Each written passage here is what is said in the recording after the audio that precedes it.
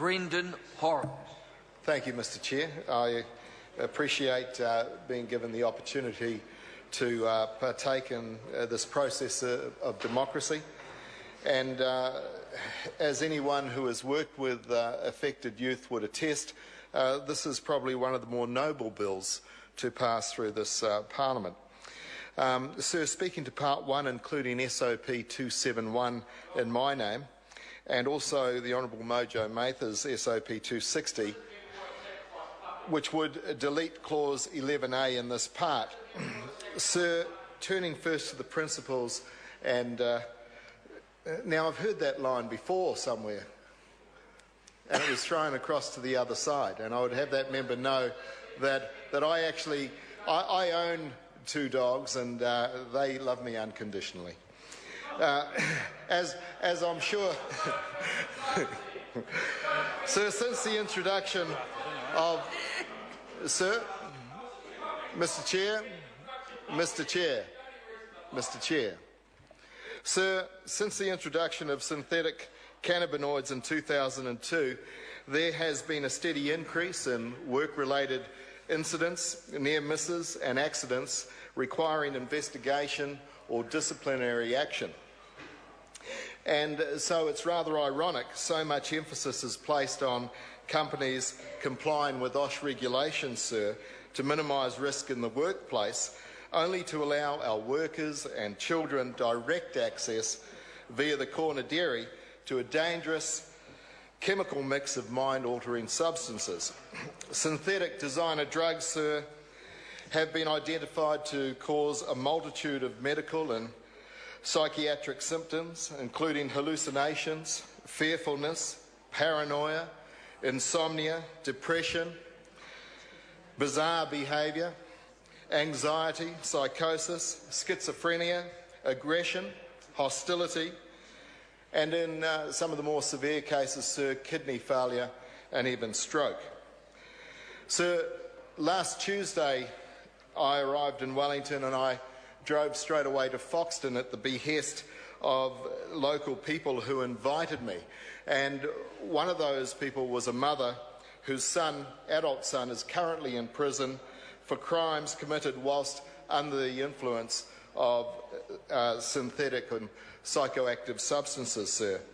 And I'm pleased to say that thanks to the visit that I had to 2 local dairies, those dairy owners in Foxton have committed to cease selling these synthetic substances, and so the entire Horowhenua is now free of dairies selling psychoactive substances, and I'm very proud of that, sir.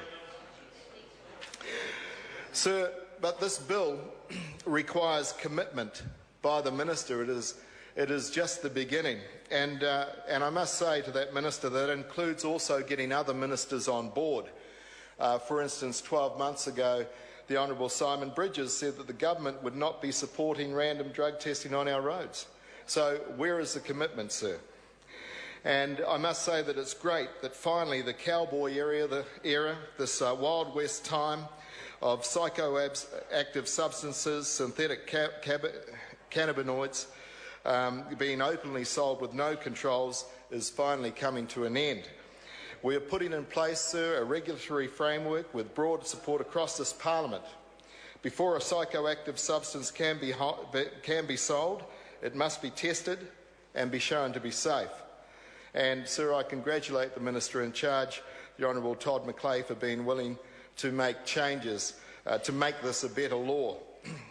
Mr. Speaker, my amendment on SOP 271 makes a change to Clause 11, which establishes the Psychoactive Substances Expert Advisory Committee and sets the parameters for the committee. The amendment would add a new subclause 11.10 to require a comprehensive annual report, and that is a change that I hope the House can support. The change will have an important and ongoing impact. Many advisory committees and other similar entities are required in their enabling legislation to produce an annual report, and this is good practice, sir. It results in open and a transparent government. Annual reports of such bodies provide a comprehensive report of the operations over each year. Interested people and various groups seize on the information and use it quite properly. The media can do and provide coverage of these reports, and it's all about letting in the disinfectant of sunshine on the work of this new committee. It is about bringing awareness to families and communities that dangerous psychoactive substances cannot and will not be tolerated in New Zealand, sir. If this SOP is adopted, New Zealanders will be able to become informed about the work of this new committee as it produces its report in each year of operation. And Mr. Chair, I call the honourable member. Mr. Chair, I ask the House for its support. And, sir, the Honourable Mojo Mather's SOP proposes to delete new clause 11A. And I initially thought that I would be supporting that SOP. And in good faith, sir, I indicated initially that I would. However, then the Select Committee reported with the first version of the new clause 11A, and that has since been updated by the Minister's SOPs, which are being considered now. Sir, I believe that it is vital that we address all the provisions before us, that we keep our eye on the most important aspect, that we must get dangerous, untested, unproven drugs off the streets, out of our communities. Sir, safer communities means safe families and safe children. Sir, this is war. What happens in America mirrors more or less what happens in New Zealand in the fight against psychoactive substances.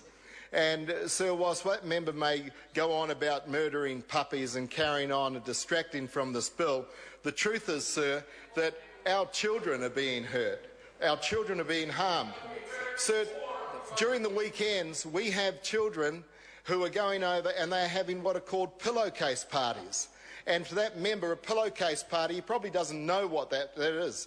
But these young people stuff all the designer drugs they can into pillowcases, and they go and make a dangerous cocktail mix at somebody's house, and they get high. That is happening, sir. In the States at the moment, psychoactive substances are being marketed to the young as lollies, sir. So this is war. And when it comes to animal testing, sir, I'm actually confident that New Zealand has a robust system under the Animal Welfare Act, because that member's been in this parliament for over 30 years, sir, and I would have thought that he would have made sure that animals are safe in New Zealand. Sir, I would say that annual reporting by the National Animal Ethics Advisory Committee is also in here. And again, I resent being called names. As I said before, I love animals and generally they love me. And also I hope that the name calling of the minister will disappear. Sir, I benefit from the unconditional love of the 2 dogs that I own. But on balance, I actually prefer the minister's approach. Changes made to the bill. Because we need to stop cruelty to people, sir. We have to get the dangerous drugs out of our communities. We need to keep people safe. We need to get these drugs off our roads, off our streets.